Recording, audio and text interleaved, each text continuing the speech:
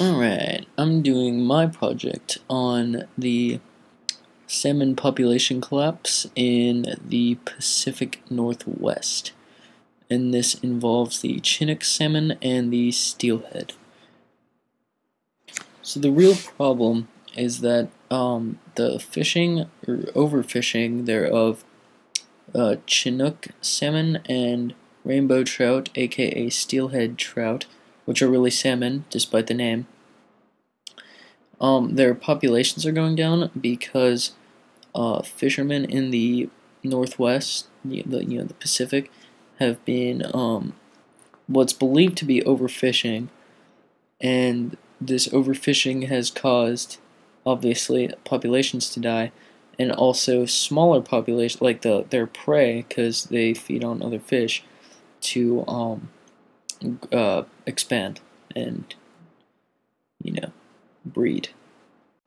The first species we're talking about is the Chinook salmon, which is the largest in the salmon family, I believe, and it is blue-greenish and sometimes purple, and the blue-green color is an adaptation that allows it to blend in with the surrounding water to avoid it from predators, but they still fall for fishing lures as seen by the ecological problem. And the problem is that they're becoming even more scarce before because they were already scarce, which drove up their value, and now they're even becoming more rare, and as a result, more expensive. The second species, contrary to the name, the rainbow trout, also known as the steelhead, I don't know why it's also called that,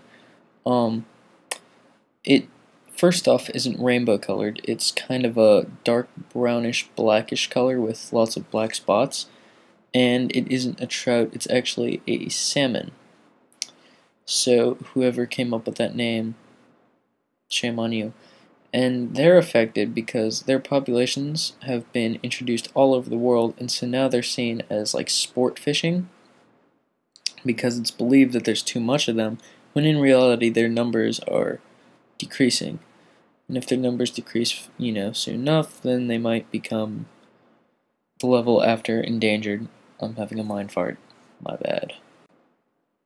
The ecosystem I'm talking about is the Pacific Northwest rivers and lakes, which are generally found in woodland areas and as such contain woodland creatures such as grizzly bears, foxes, salmon, because the salmon are dying, other smaller forms of fish. I swear to God if I cough again. And deer are prominent land animals, and mostly in the water it's small fish and the two salmon species in question. Now, fishing of the Chinook and steelhead salmons have never been anything new. The Native Americans, for example, it was a staple in the Native Americans in that region's diet. So, in the past, fishing has never really become an issue. So why are the populations decreasing now? Well, we might never know, except I have a theory which will be discussed in a little bit. Now, currently, before the new rules and regulations have been placed, the steelhead and / rainbow trout and Chinook fishing, it was one of the prized catches, I guess you could call it, of that the Pacific region. And so, they were fishing these species in vast quantities. Just like, it's nothing really specific. I mean, it's done all around the world, and it's nothing unusual. It's just being fished normally, and so we might never know the problem until someone from the EPA hears my idea / theory. My theory is that overfishing was never a problem in the first place, and that these fish have been able to repopulate normally, even with fishing.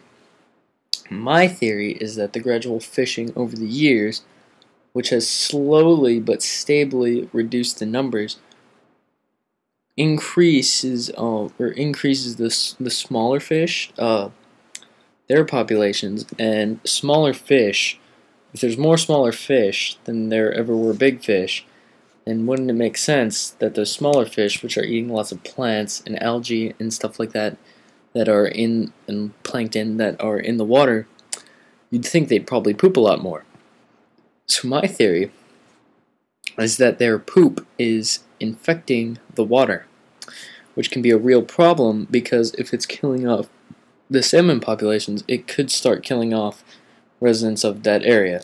And for all of you people that are geographically challenged, no, we wouldn't be affected because we are on the East Coast. But still, I don't want to see people die because of a solution that could be very costly fixed. Now my proposition is that first we cut down on fishing, like we're already doing, and test the waters.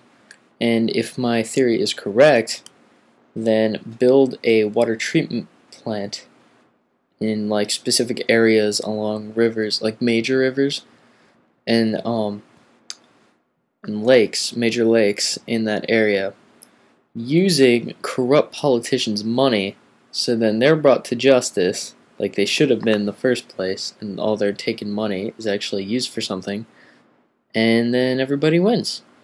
So that was my project, and I hope you enjoyed.